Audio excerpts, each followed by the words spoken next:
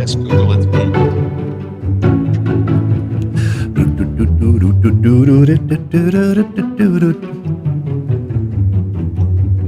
Hey,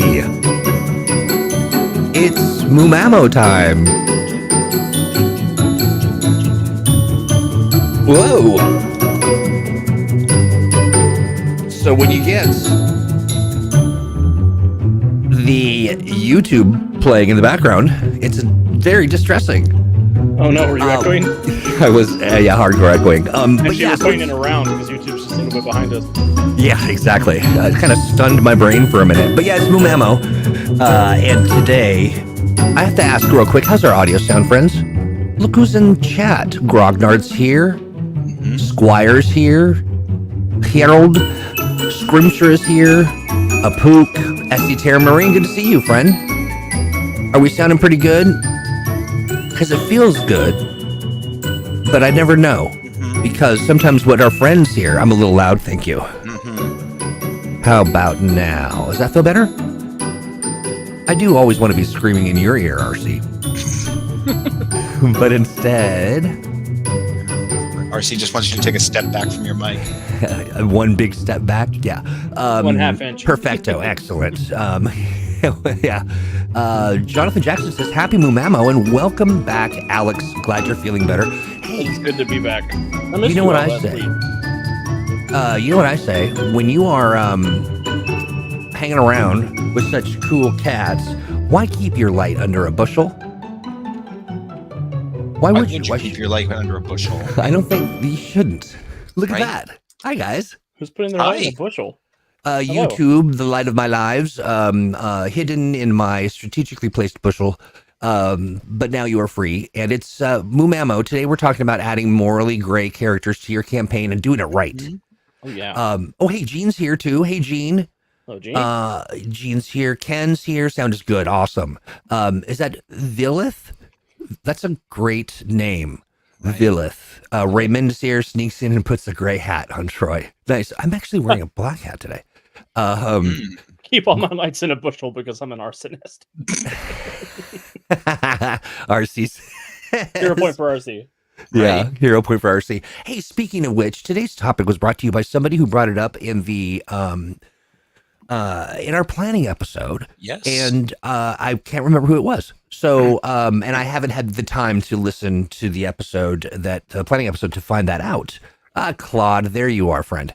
I thought it was morally great. Yes. Oh, well, then you're in for a very different episode than you expected, Claude. Surprise. Dramador, good to see you. Glad you're here.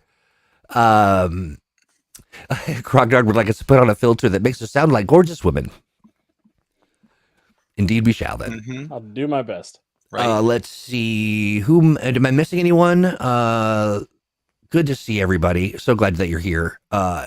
We've got so much going on in the background that my head's spinning quite literally. There is, if you've heard, friends, there is a rumor going around that the atomic think tank has been resurrected. What? And, yeah, I know. It's crazy. It's What crazy. A dirty rumor. Yeah, it's just Who would do bananas. Well, me, primarily because we've resurrected it in spirit. Well, I mean, maybe more in function, less in spirit. Like, you know, we're all of this is it's very, very fun. What I'm talking about is we're launching a community. I'd say an HQ for all of the. We're moving all the Patreon stuff over there. We're moving, we are opening the doors to bringing in the streamers. We're bringing in our freebooters. We are really going all out. And now there are some folks that were members of the Patreon. And you might have dropped off because things got a little rocky or bumpy and, all that kind of good stuff. You're going to want to get back involved. Don't go back to the Patreon. Don't re-up. Send me a note. Or wait for a note to arrive in your email box because I'm inviting you to come hang out and be a part of the new subscription service that we're going to be running through Mighty Networks, and it's going to be very cost effective. We haven't quite nailed down the details for what the subscription will look like, but there will be opportunities for you to subscribe to the to Age games or to Mutants and Masterminds or to the whole enchilada. And but because you're you and we are going to suspend any of the subscription stuff for 3 months. Mhm. And we're going to work with you to build some of the features and things that you want to see, just like you would if you were building a community. So yeah, I'm really excited about that. So if you're very interested and you want me to sneak you a little pass, do me a favor, send a note to let's play at greenronin.com and we'll see what we can do. The other thing too, Grognar says patiently waiting for my Valiant Adventures books. The other thing that we're doing is I think we're looking at potentially a matter of days, but we're going to be bringing in all of the people who are interested in playing around with the preview of the Valiant Adventures books. And so, that's going to be happening right in that community as well. And we've got tons of people who signed up. And I'm really excited about it. I think that it's going to be a lot of fun. And it's also, you get an opportunity to kind of dive in on the ground floor of this, of our efforts over there with the Atomic Think Tank. So keep an eye on your emails. Ping me if you're worried or concerned or feeling like you might be accidentally left out. I assure you have not. Or maybe you have, I don't know. Depends on who it is. Claude. But yeah, hey, Rohit Dai is here. We're going to have Gerald join us to talk a little. That'll be towards the end of the latter part of the program. And they'll tell us about their new live stream for actual play for Mutants Masterminds, which is really great. Yes, yeah, awesome. So that's all the housekeeping, I believe. Am I missing anything? Not that I could think of off the top of my head. No, I think that pretty much covers it. Billith was asking if the Patreon is winding down, which is basically the plan. That is the plan. Absolutely. I'm going to pull the plug on it before people are billed in the next month. So that's just here's the thing. Patreon was really good to us. We started Patreon as a sort of a stopgap, a help to kind of get us through the pandemic, and it worked really, really well. Yep. RC, but we want more engagement, and the way that Patreon works is, unfortunately, this is one of several things that just doesn't quite fit with our needs. Is we have to have an account that we have to share an account to log in. We can't just add people to kind of engage it, which is so silly. It's just not. It's not ideal. Patreon is really aimed at individual creators doing their thing, and for our sort of team community approach, it just isn't as effective. Yeah, absolutely. And the other piece of that is that there are other opportunities to add a layer of things that we have not offered in the past that we've really learned through the Mutants Masterminds Patreon, and that's like, I would love to be able to run something called Patreon Age. But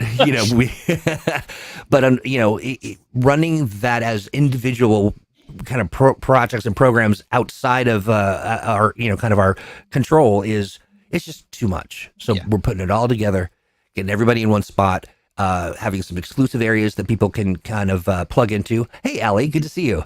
Our buddy Allie's out there. Hey, Dom is there as well. There's, let's see, Claude says, so we get to be contributors now? Enter the Claude. Oh, boy.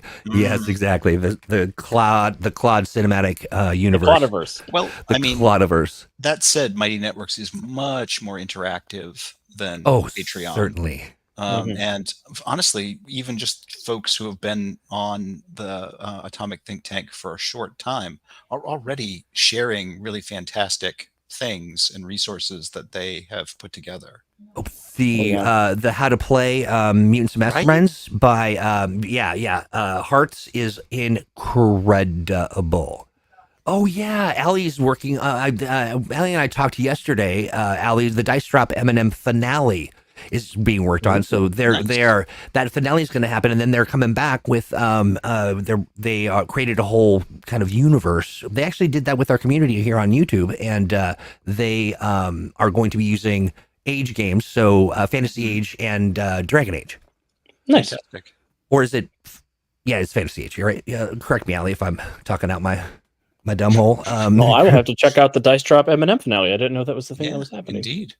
Oh, nice. Okay, Dominic's got some things cooking in the brain, the old brain space. So that's what this is all about. Frankly, it is an opportunity to get really creative and provide a space with less of a barrier between you and developers, and to make it fun and to really just, it's what we do best. It's so much fun. It is a really great space to kind of explore that, and we'll have, of course, the standard sort of don't be a jerk rules and all of that. And they'll be equally applied across all disciplines, but it's going to be a lot of fun.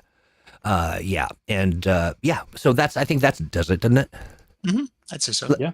If you got any other questions, friends in chat, let me know. I'm happy to prattle on.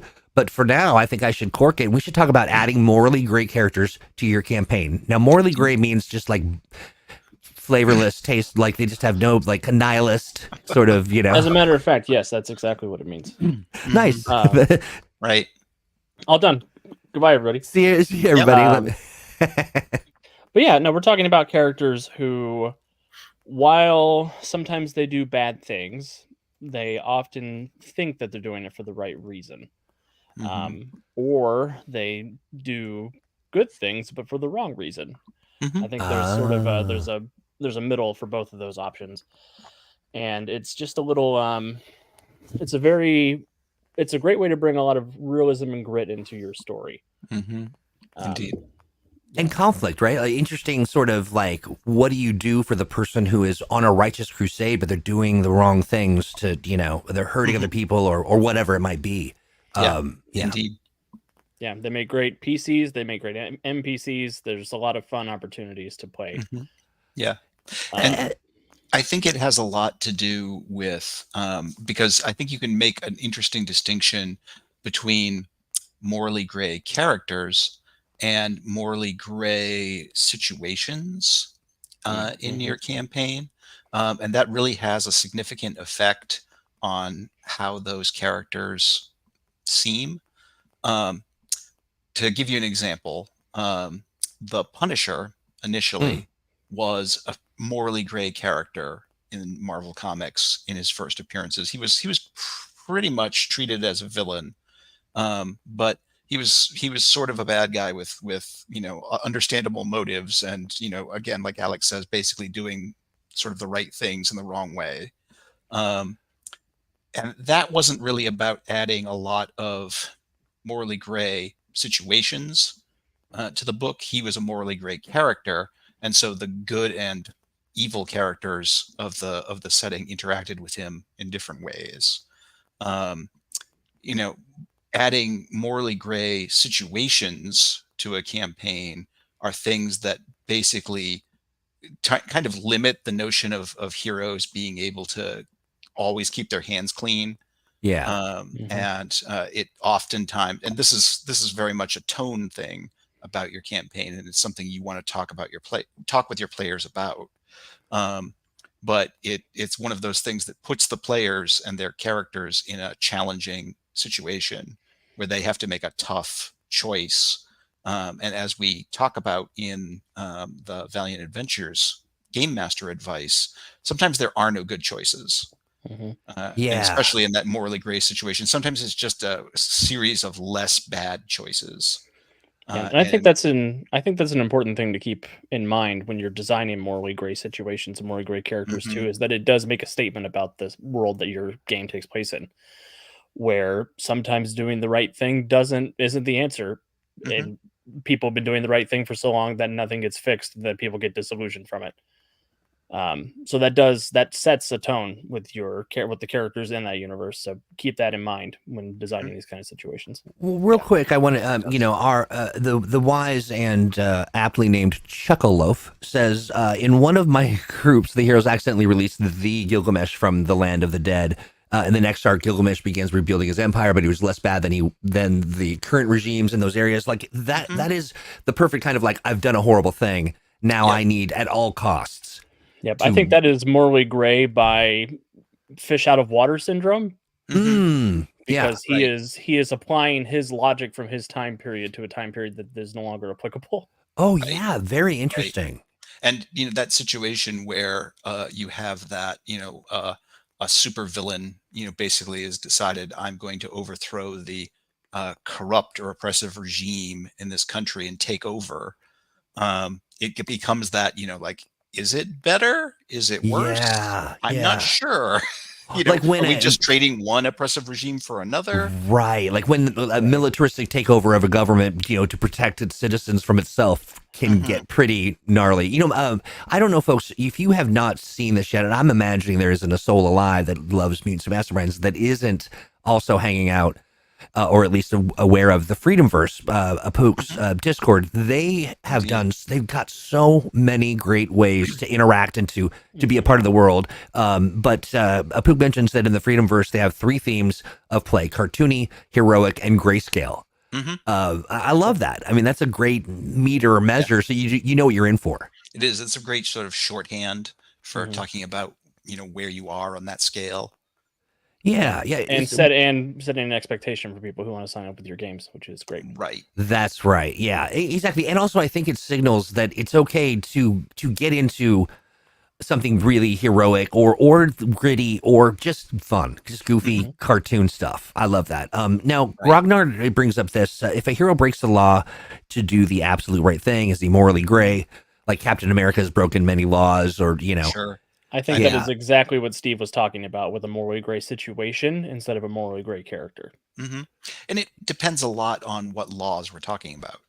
I right. mean, if I mean, technically speaking, vigilantism is illegal. Mhm. You Yeah, can get away with a certain amount of citizens arrest kind of notion, but basically dressing up in a costume and beating people up, pretty illegal. that's The, right. the Yeah, the superhero genre just kind of ignores that for the most part. right. Unless you're Um, Batman and everybody hates you. unless you're Batman or some other Just vigilante open who's contempt. going to Yeah, come up yeah. against the cops.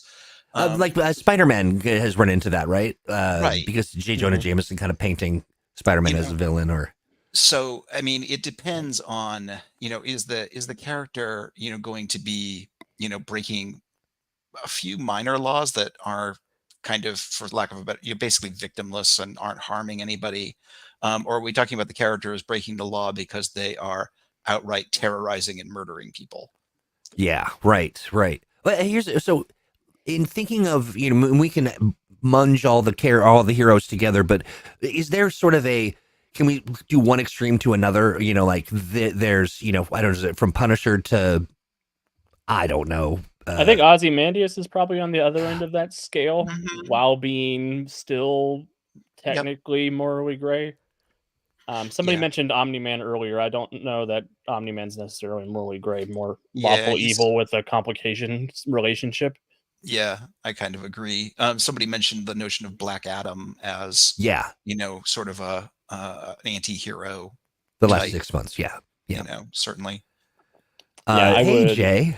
Yeah, I would. I think somebody like Ozymandias is on the other end of the scale where they commit a really atrocious act to bring about world peace. Yep. Here's a question: if you're watching this program from LinkedIn, are you lawful good? Like what's your Right. good to see you over there. You hold down the fort on LinkedIn. I appreciate that. I do it just because it makes me laugh. I Hmm. know that people in LinkedIn are far too involved in getting that coin or whatever they do over there. Let's see. Red Hood is an example of a morally great character. Mhm. This is Yeah. Jonathan Another Jackson. Okay, vigilante character. Yeah. nice. And Witchblade. I think there's a scale at a Hmm. certain level for Yeah, morally great characters. Like Sure. when you get to a certain power level and a certain systemic issue, I think you stop being morally gray and just start being oppressive. Just right. A right straight up uh, bad guy. Yeah. I Yeah. think gotcha. there is an element that you have to be an underdog in a certain Hmm. capacity. Sure.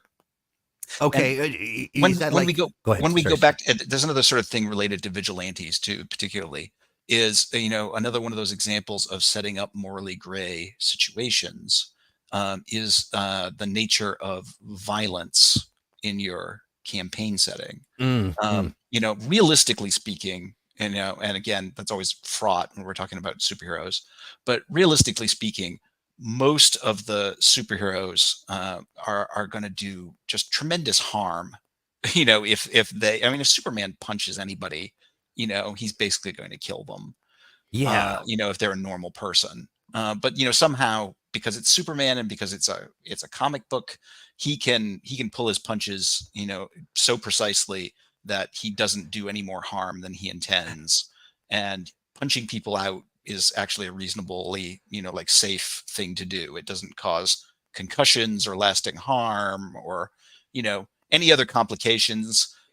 In the four-color comics, killing people or being really violent to the point of harming them permanently is a choice. Yeah. It's something characters decide to do. And it's something the characters can decide not to do. In a much more realistic setting, violence is random and things happen. And if it comes down to a fight, even if it's not involving guns and lasers, there's a good chance that somebody's going to get permanently injured or killed. Yeah. And that's a thing you have to decide in your game as far as that goes. And it's one of the things that, again, we can use Valiant as an example. It's harder in Valiant to commit, safe violence. Right. Yeah. Very true. So that's why there's so many immortal characters and characters who can regenerate. Right. Right. Grognard bounce back. Grognard Piper mentions that he prefers morally camouflage to morally gray, which is funny. But you think about morally camouflage. That is the concept, like that version of the Young Justice episode where they all blend in as villains. To Severus Snape is a good one. Doom. Mm-hmm. Oh yeah, Snape is also like that. Yep. Yeah. He seems kind of bad. Right. Yeah, exactly. And you don't know until quite late in the story. Also, Denozen says morally gravy, which I think is really important to bring up, and a good point. Thank you very much. You are my friend. Jay Gray says, not really lawful good. I'd have to say it would be more lawful because it was working with the structures of societal laws. Okay, they're having a debate in the chat. Yeah, clearly. And I say, more power to you. I'm just not going to read the whole thing. Let's see. To quote Doctor Who in one of his best lines, good men don't need rules. Today is not the day to find out why I have so many, says Apook. Yeah, I mean, there is that sort of catering to the darkness within, you know what I mean? Or the caged beast that is inside me. And then I think of Wolverine. Yeah, not so much Deadpool. I mean, I clearly Deadpool is an agent of chaos, but and fits in this gray category, but not like a Wolverine does, I don't think. Well, the difference is that, with Deadpool, there's clearly no restraint there. Right. And it's very funny. Yeah, there's that too. Let's see. Somebody mentioned that it's important for a morally gray character to have a personal code, and that is true. Yeah. But I think it has to be a code and boundaries that we as readers or players can sympathize with. Mm-hmm. Right. Hey, that Chain Over Fist mentions that. Yeah. Not necessarily sympathize, but we understand. We can wrap our minds around. Yeah. Well, here's a question. So thinking about that moral code, and when you think about like how a moral code is defined a character like Nightcrawler versus how a code might define a character like, anybody else. I mean, like a character for that matter, like Magneto. That's a good one. Yeah. Seen as sort of a morally gray character. Yeah, absolutely. And that whole movement for mutants' rights and things, like it is placed in the world as a revolution against, being rounded up by robots. Magneto survived that the first time.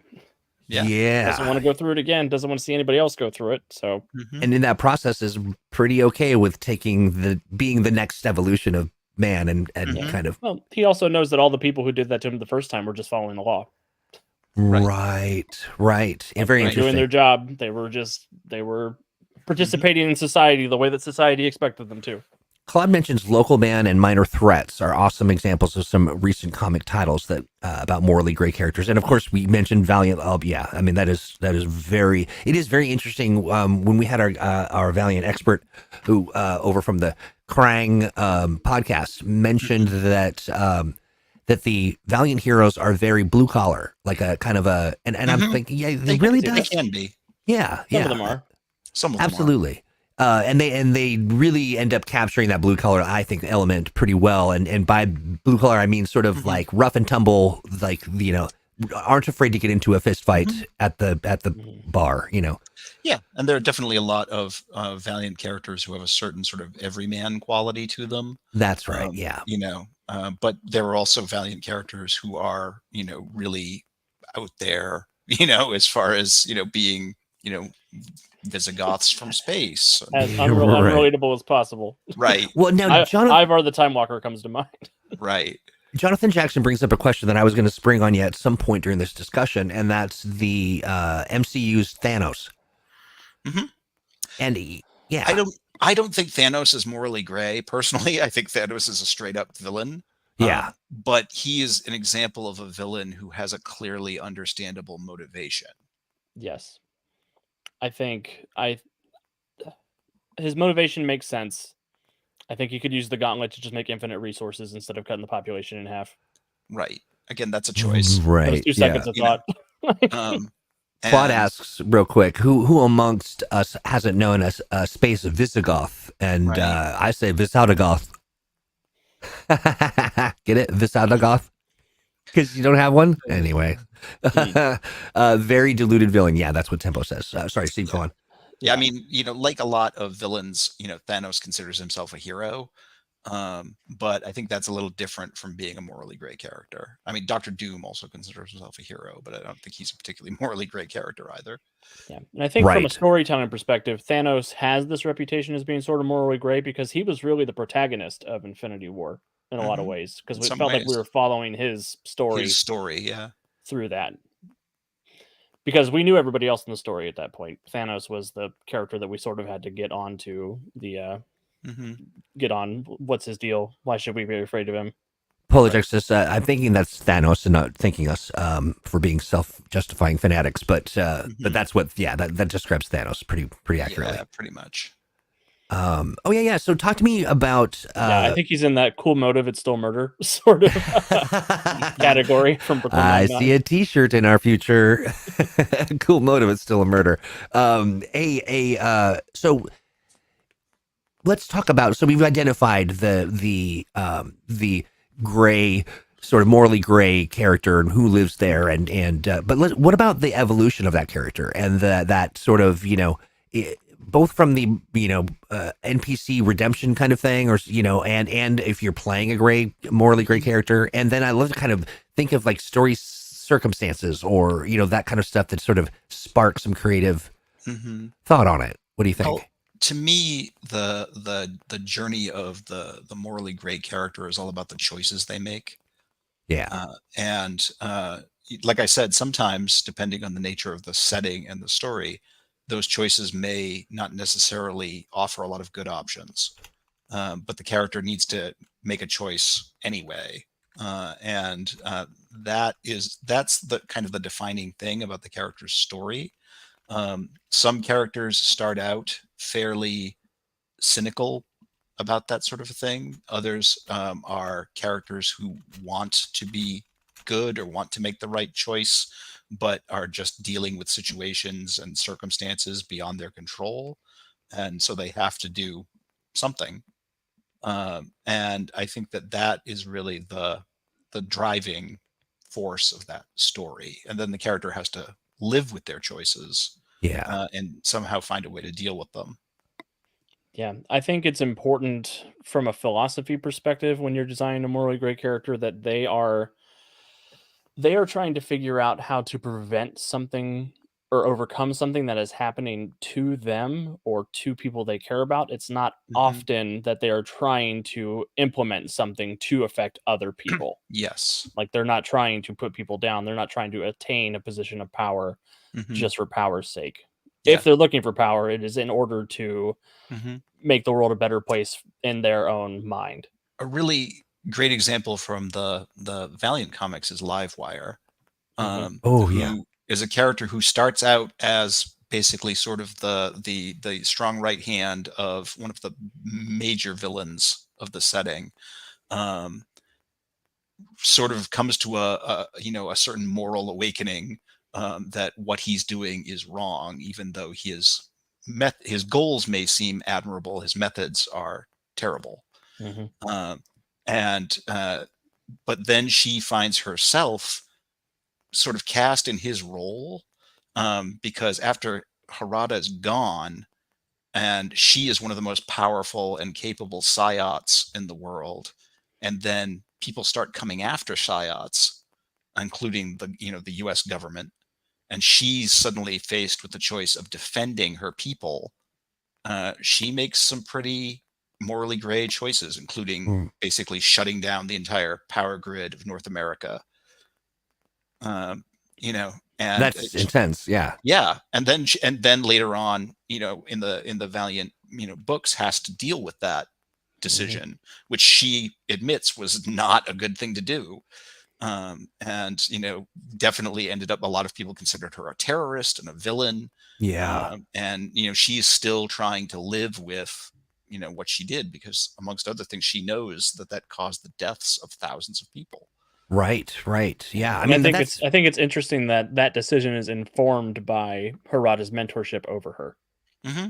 Oh, what do you mean? It's very much like her instinct in that moment was to do what Harada would have done. To do what he would have done. Because he was her teacher. And like, as much as she took him to task about sometimes when he made those decisions, when she was put in that place because she was trained by him, she sort of pivoted, followed in those footsteps. Tempo, we did talk about Omni-Man a little earlier, didn't we? I don't think Omni-Man is morally gray, because Omni-Man is coming from such a place of omnipotent power. Yep. That he doesn't have to make that decision. He is not in a place where he has to do the bad thing. Yeah. If he chooses to do so. Yeah. Omni-Man, in my opinion, is actually a villain who occasionally feels slight pangs of conscience, because he actually has a couple of people in his life he cares about. Mm-hmm. I see. Still a jerk. Yeah. I got that. And so, and my opinion of that might change when he's interacting with additional Viltrumites who might be more powerful than him. But if he's on Earth just killing people indiscriminately, he doesn't have to do that. That's his decision. Yeah. Right. Yeah. And clearly a bad guy. Question for you then. One of the things that I love is when somebody mentioned, who was that? I think it was Claude, mentioning the Daredevil taking Punisher to task. Mm-hmm. I love that friction that comes out of two morally gray kind of, will do anything to kind of get the job done sort of guys. Sure. But I think from Daredevil's perspective, it's a matter of degree, know, and I think that, and honestly, I think this is true, especially from Daredevil's perspective, that Matt at least feels guilty about it. Yeah. And where he knows, at least as far as he can tell, the Punisher doesn't. Yeah, I mean, as a recovering Catholic, I feel guilty about everything, though. Well, right. I was just going to say, of course, Daredevil feels guilty about everything, but I think that from Daredevil's perspective, it's sometimes I have to do terrible things, but I try not to, and I feel bad about having to do them. You're just doing terrible things because it's the easiest thing to do.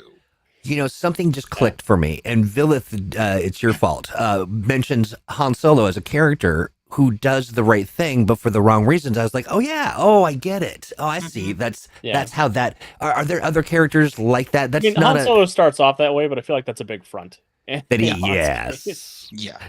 They make that pretty clear. Literally at the and this is obviously not a spoiler because Star Wars has been around forever. But, literally at the end of the movie, he basically has the, material reward he wants, and he still comes back to save the day. Right. Yeah. I think the GM shamed him between sessions. I love that. Well, yeah. So that's interesting. So any other, for me, I don't really think in terms of someone who's doing the right thing for the wrong reasons, because I just don't know any of those people. I guess. I mean, I might, but. What are some other characters that might embody that? It seems like a less played trope.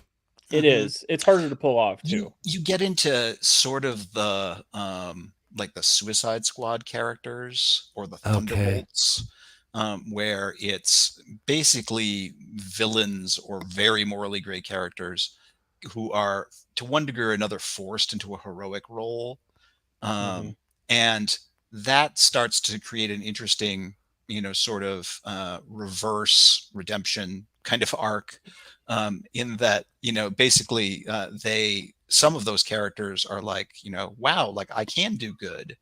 Like maybe this is actually an option for me. And, if there's some way I can get away from my past, I can actually be a force for good, but of course I'm a criminal, you Right, know, right. Yeah. and will anybody ever forgive me for the things that I did before this, epiphany came to me? Yeah. And of course, Animated Harley Quinn springs to mind. yeah, Oh, sure. Okay. sure. Yeah. Okay. Or Booster Gold's a good call out too. Yeah, I was So just going to Yeah. say Velv mentioned Booster Gold. Yeah. And Yeah. hey, folks, and remember, if you're watching this on demand, you got to have the chat up because it is on insight. fire.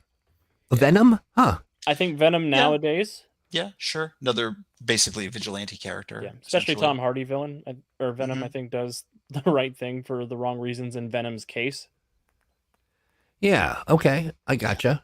Awesome. Okay. So when we're looking at sort of the stage where these kind of characters play out, Mhm. what are some backdrops or some kind of? I'm thinking of when you're creating the morally great character. Do you create, or let's say it's an NPC, or however you want to do that, or you're a player that's kind of building that character out. Mhm. Is it? What are some of the spaces where that kind of tension can really play out, or I'm thinking like the demise of a culture, or the planet's going to Yeah. explode, or that kind of thing. From a like a order of operations perspective, I do think you should start with the situation that needs somebody to do something bad to Mhm. overcome, or there are limited avenues of success for the right actions. Things like well, I mean, late stage capitalism for one. Right. Yeah, just sort of coming up with a situation that your character is involved in that feels impossible to overcome with the means at their disposal. Mhm. This is for providing morally gray situations for the player characters, mind you. Yes. If you're looking to introduce a morally gray character into a non morally gray campaign, then it's really just about finding that character an appropriate choice that makes them morally gray. It's just having them step over the lines that the heroes won't. Right. And just have them doing it for supposedly the right reasons. Angel Arroyo says, I'm thinking of some vampires from Vampire the Masquerade who calms their hunger but does not kill. Oh, yeah. That's that. Mhm. Yeah, they've got the Sure. darkness within, they bloodlust or whatever, That's- but they don't do it. That Yeah. is a great example of the sort of thing Troy was talking about the sort of darkness within character who has to fight to restrain themselves. Let's see. Is that morally gray or making a character choose whether to abandon or keep their morals? I'm not sure which you're referring to exactly. Yeah, Hanover. Yeah. Oftentimes it's really about situations that force characters to reevaluate their moral code in some ways. One of the examples in the DC universe at one point was that John Byrne wrote a story wherein Superman was basically confronted with a choice of either killing a group of Phantom Zone criminals from another universe who are actually individually more powerful than him, or basically letting them live and knowing that they basically said, one day we are going to escape, and we are going to come to your universe and we are going to murder everyone. Yeah. And you won't be able to stop us. Because we are more powerful than you. The only reason, and basically, Superman had the means at his disposal with that universe's kryptonite to stop them, and he decided to kill them. Wow. Yeah. Because he felt that was the better of the two terrible choices. Gerald mentions if testing your code breaks your code, you didn't have a code, but that's a story in itself, right? The Yeah. fall and Sure. Yeah, I mean, there's Batman's rule: I'll never kill anyone, and Right. that's the line. So that's right. And the degree to which a hero's heroic code is tested is really about how morally gray your campaign is. In the what the Freedomverse server calls the sort of cartoon campaign. No one's moral code is ever tested. The heroes are always good, the bad guys are always bad, and there are no difficult moral choices posed to anybody. Hanover mentions, see, he abandoned his code. That's not great, but it's the fight between like something had to have happened Right. that broke the code to live in the gray. Yeah. Well, and Hanover, interestingly enough, at least in that particular context of the DC universe, Superman didn't abandon his code. That was actually where he adopted his code that he would never kill again. That he was forced to in that one situation. He had never before sworn he wouldn't. He just tried, not to. But after that, after having gone through that, he swore he would never take another life at that point. Yeah. And I mean, really, it was the choice of killing those people or letting them kill everybody. Like, yeah. And in a way, that's him killing everybody, like condemning everyone to die if he doesn't do it. That's right. And that's an example of a situation that the writer / game master created and put that hero in. In some campaigns, that situation would be completely inappropriate because it would violate the tone and understanding of the campaign. The trolley problem. Badass, Rockets mentions. Yeah, it could mess with the trust between the players and the game master too. So good point. Something. If you're going to include things like this, you have to talk to the group before you start. Before you have to let them know that that's on the table. Right. Yeah. Have them agree that it's on the table.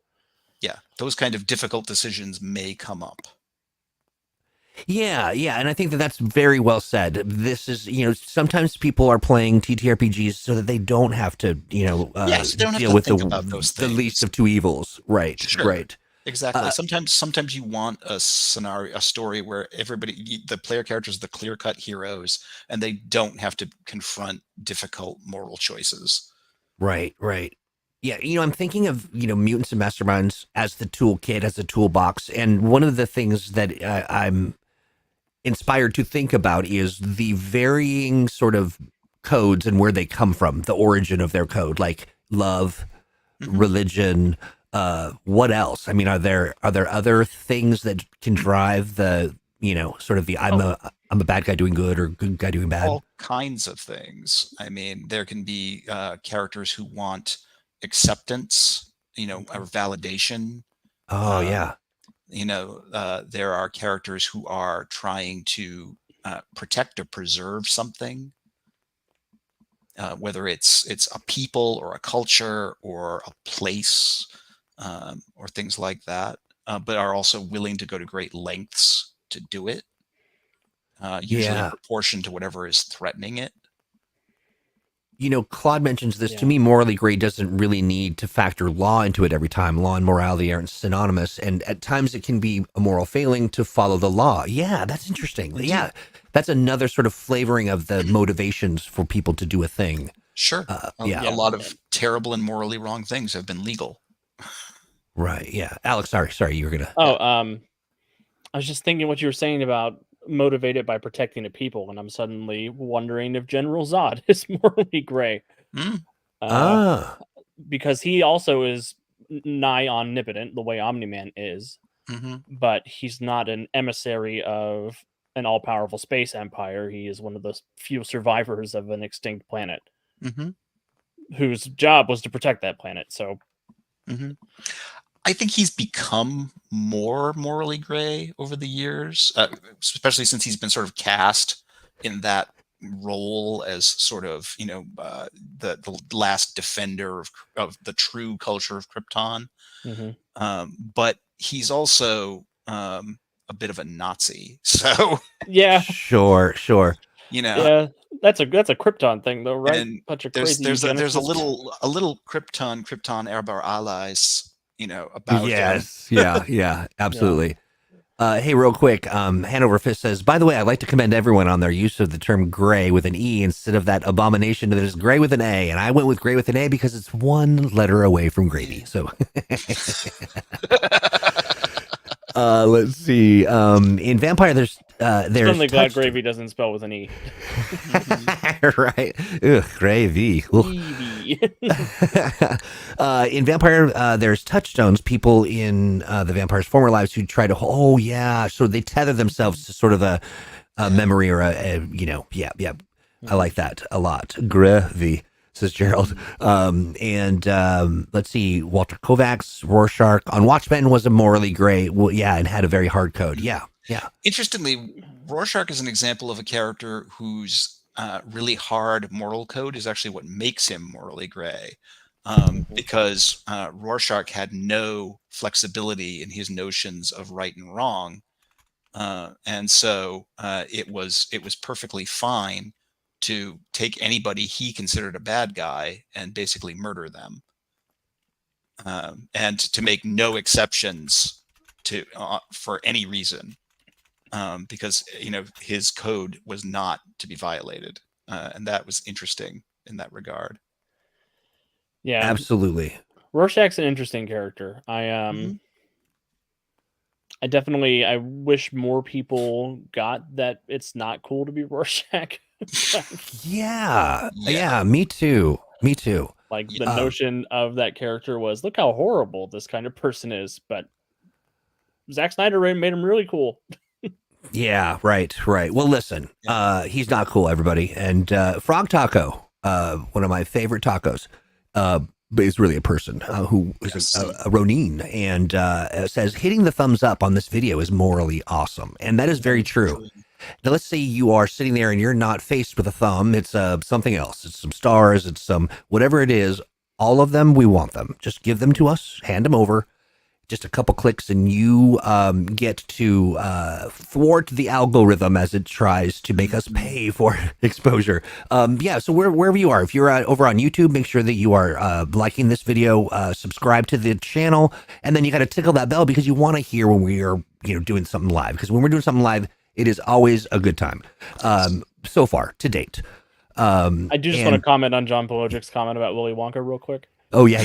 The reason I think Gene Wilder is the best Willy Wonka is because I genuinely believed he would hurt a child in a way that Johnny Depp and Timothée Chalamet would not.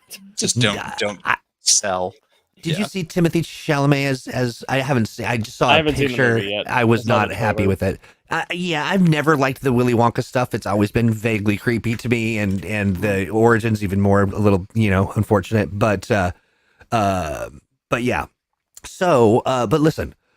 We are at 10 minutes before the top of the hour. Now it's time for news and weather. It is time for us to say, holy crap, there's so much going on. And to thank everybody for diving into the conversation, and for you two for kind of, being able to maneuver through the discussion of, sort of good and bad and gray and all that stuff. It can be pretty tricky sometimes. And also I really appreciate the notion that if you're going to play in this, and if you're going to use these tools, make sure that everyone's aware.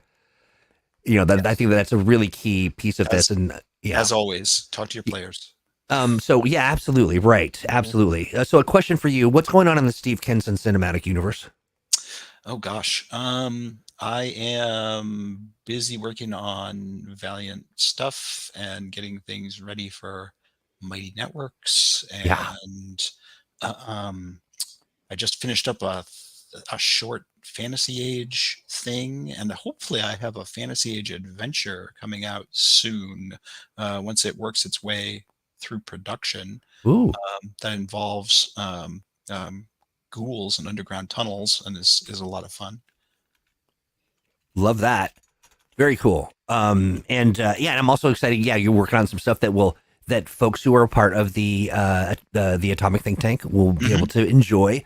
So stay tuned for that. And then John Pologic says everyone would run from Johnny Depp's Wonka. I would. It's creepy. Alex, I don't know what my problem is. For some reason, you are like a Cher or a Madonna or I don't know, other one-named celebrity. When I get Seal, exactly, more of a Seal, I think. It's the singing voice.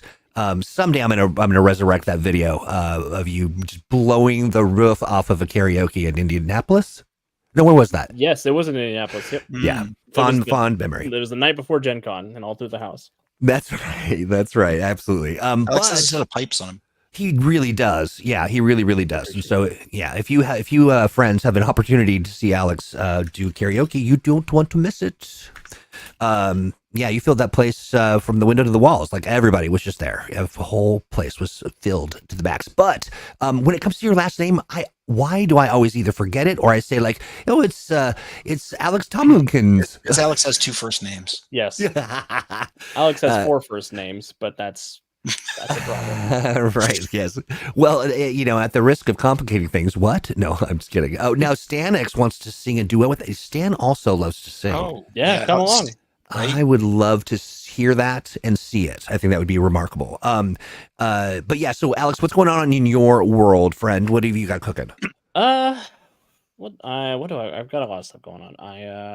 I am finishing the last little bit on the next Astonishing Adventure, which is the first Titan City Astonishing Adventure coming out. Yes. So just wrapping up the Hero Lab files on that, and then it should be good to box up and go over to production to do the thing. Hey, quick question. I don't know that we actually officially mentioned what you just talked about as a thing that happened and is happening. Whoops. No. I don't think it's a bad thing. We're doing a Titan City adventure? Yeah. I don't think we talked about, do we want to, I mean, I know we've got our special guest waiting in the wings, but it's such a kind of a remarkable thing that I couldn't let it go without sort of acknowledging that that's a very special thing that happened. Yeah, I'm really excited about it. We will be doing some official stuff for Titan City. I won't say much beyond the adventure that's coming out, but there's some cool opportunities coming up too. Things in the works. Spend some time in my favorite city. Yeah, super stoked for that. Well, listen, without further ado, I want to bring on our friend Gerald Scrimshire. Let me see what happens when I add you to the stage. There you go. Good enough. Yeah, sure. good job. Hey, Gerald. Gerald, good to see you, my friend. You are one of the early folks who are kicking around in the Atomic Think Tank, and we've been kind of cutting it up and having a good time. And you mentioned something amazing that I wanted to be sure that we promoted to everybody who is anybody that loves Mutants Masterminds. So tell me all about what you're doing. Well, on Monday nights over on Roll Hit Die on Twitch, and sometime later on in the week on YouTube, we have an M&M stream, the Cape City Chronicles. We've got a group of heroes in various stages of moral greatness. Love it. That escaped from a lab and are fighting to make sure that lab does not do what they did to them to anyone else. And we are having, I am having a great time. I'm not sure how everybody else is doing, but they haven't left yet. So, most of them haven't left yet. I love it. And so you've been streaming now. Did I see, is it 8 episodes? We have 8 episodes in. We would be playing tonight, but a few people had work obligations they couldn't get out of. So we're skipping tonight. We'll be back next Monday. And the great thing is you've got, so the kind of overarching group is Roll Hit Die. Is that right? Yes. Roll Hit Die, Twitch streamers. They play all kinds of games over there. They've got a long running Torg Eternity game. Cool. They've got a D&D game that I think is on a hiatus right now. Dan is in the chat, so correct me if I'm wrong. The D&D game is on hiatus. Yes, no?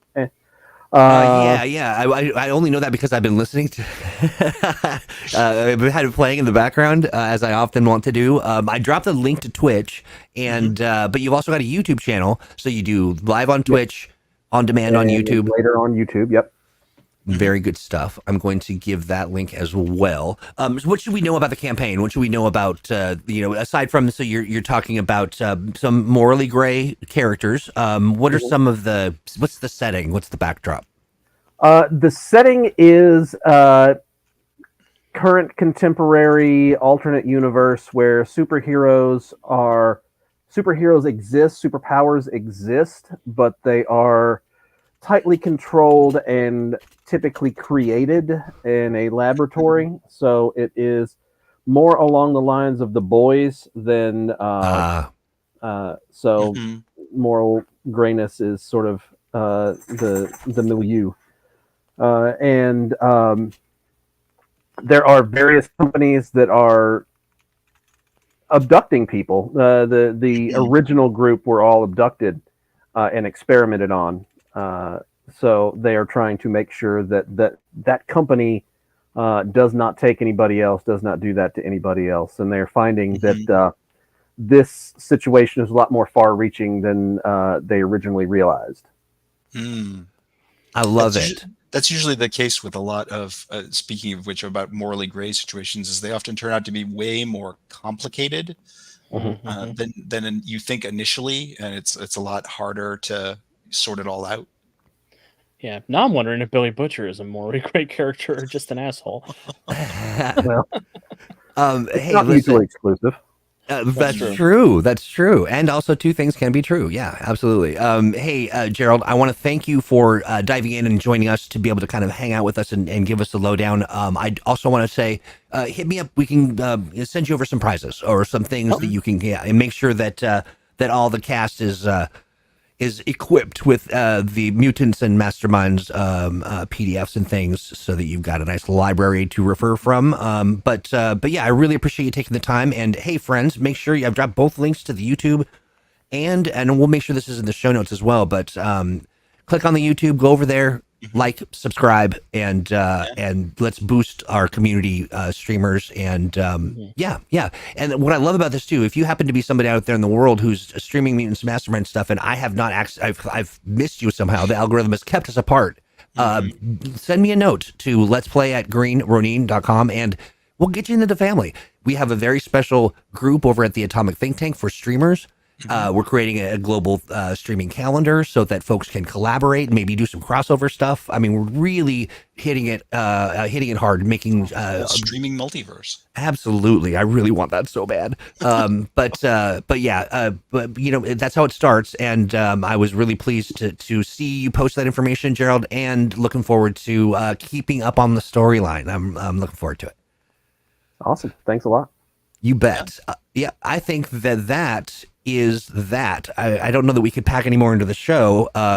You know, you got your laughs, your tears, you had your morally ambiguous scenarios, and some, you know, friends doing some new streaming, which I love. So, Troy, you could try to end the stream, but I already ended it 45 minutes ago. Oh my gosh. I love it. I love it. And with that, I say, have a great day, everybody. We will see you Thursday. We've got a very special Thursday. We're going to have Merrick, who's going to join us. He's streaming with his crew, the Expanse. So that'll be a lot of fun. Yeah, we'll look forward to that. With that, I say goodbye, everyone. Good night, y'all.